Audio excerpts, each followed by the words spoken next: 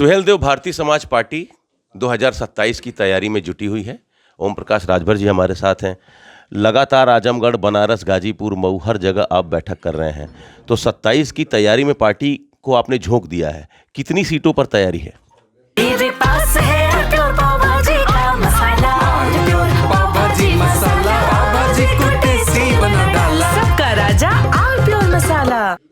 देखिए, हम 403 सीटों पर काम कर रहे हैं यूपी में, और बिहार में 240 सीटों पर। बिहार में 25 सीट लड़ने की तैयारी में हैं गठबंधन में, और यहाँ 66 सीटें हम तैयार कर रहे हैं लड़ने के लिए यूपी में 66 सीट आपको लगता है कि बीजेपी देगी आपको? अरे यार देखो, मांगो तोप तो मिलता है कट्टा का लाइसेंस, तो 66 मांगेंगे तब ना मिलेगा 25-30 गो। 66 मतलब ये तो बार्गेनिंग, तो गोदौलिया वाला हिसाब लगा रहे हैं। हम तो बनारस के लिए गोदौलिया बनारस से बाहर कहा, तो ये वाला हिसाब चला था। तब कहा है। अच्छा, तो 66 पर तैयारी है, 25-30 पर मान जाएंगे? नहीं मांगेंगे, पहले 66 लड़ाई होगी, घटते घटते जहाँ तक आई है। तो मिल्कीपुर में वोटिंग हो रही है, दिल्ली में भी चुनाव हो रहा, और फिर आरोप लग रहा है कि एसएसपी वहाँ पुलिस वाले बेईमानी करें, एसएसपी बदला जाए। देखिए, हताशा और निराशा है। ये जानकारी होनी चाहिए कि एसपी बदला जाएगा तो बदलवाने वाला हुआ चार्ज थोड़ा पाएगा, कोई आईपीएस ही चार्ज लेगा ना। तो सरकार और चुनाव आयोग के बीच वो सामंजस्य स्थापित करेगा ना, कि समाजवादी पार्टी का वोट डलवाएगा। तो जो काम निष्पक्ष एसपी करा रहे हैं वही काम वो कराएगा, जो जाएगा।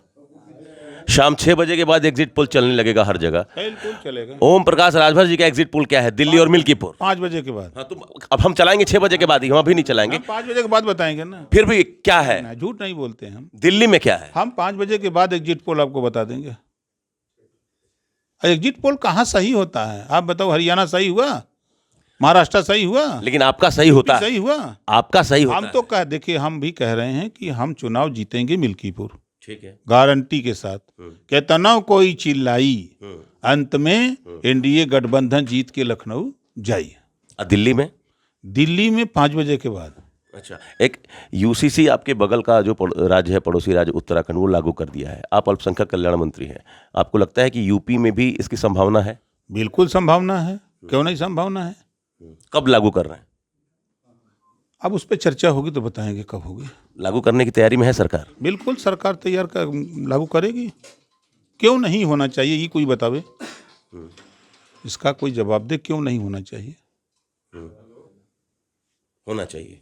एक आखिरी सवाल, वक्फ बोर्ड भी आपके ही अंडर में आता है, आपके ही विभाग में आता है, और अभी भी वो लिस्ट जारी नहीं हुई, जहां 75%, 78% सरकारी जमीन पर कब्जा है, वक्फ बोर्ड का अवैध कब्जा है। तो वो लिस्ट आपने कहा था जारी होगी, कब होगी वो जारी? वो सदन में विधानसभा लोकसभा स्पीकर को दे दी गई, सदन पटल पर भी रख दी गई है। अब उस पर चर्चा हो रही है और वो पास हो जाएगा।